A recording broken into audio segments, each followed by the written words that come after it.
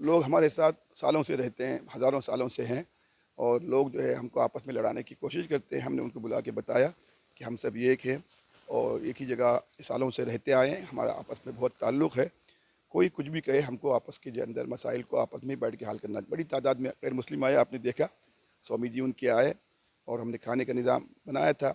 سب سے بڑھ کر خوشی کی بات یہ ہوئی کہ ہم نے ان کو مسجد کا درشن کرایا. سینکڑوں لوگ تھے مسجد میں جو ظہر کی نماز میں ہمارے ساتھ شریک تھے. ان کو اندازہ ہوا مسجد میں کیا ہوتا ہے اور مسجد میں کیا کیا کہا جاتا ہے، کیا پڑھا جاتا ہے. تو اس اعتبار سے امن و اخوت کے پیغام کے ساتھ ایک توحید کا پیغام بھی الحمدللہ ان تک پہنچ گیا. ہم نے ان کو قرآن شریف دیا اور دینی کتابیں بھی ان کو دی. اللہ کی ذات سے امید ہے اللہ ان کی غلط فہمیات دور کر کے اللہ ان کو ہدایت دیں گے.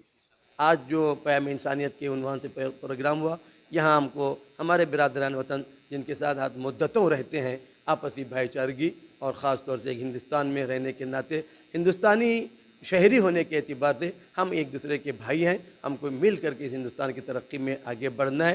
یہی پیغام ان کے سامنے دینا تھا، جس کو آپ نے دیکھا کہ ہمارے بڑوں نے الحمدللہ صحیح طریقے سے ان تک پہنچانے کی کوشش کی اور لوگوں نے اس کو سراہا اور محسوس کیا کہ ہم ایک دوسرے کے ساتھ مل جل کر یہاں بھائی چارگی اور برادرانہ انداز میں رہیں اور آگے ہندوستان کی اس ملک کی ترقی میں ہم ہر طرح سے کوشاں رہیں. ہم نے اس کے لیے ایک اپنی ڈاکومنٹری تیار کی ہے 1400 سال کی، اور دستاویز کی روشنی میں اپنا سوینر بھی بنایا، تاریخ مرتب بھی کی ہے نئی نسل کو اس سے واقف کرانے کے لیے.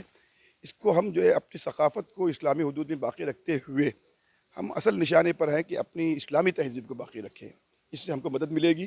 اس کے لیے ہم نے مختلف پروگرام 2 روز میں کیے اور اس طرح کے پروگرام ہمارے سال بھر. اگر آپ نے چینل کو سبسکرائب نہیں کیا ہے تو ضرور سبسکرائب کریں، بیل آئیکن بھی پریس کریں تاکہ خبریں آپ تک بر وقت پہنچ سکیں. مزید اپڈیٹس کے لیے آپ واٹس ایپ گروپ بھی جوائن کر سکتے ہیں، لنک ڈسکرپشن میں موجود ہے.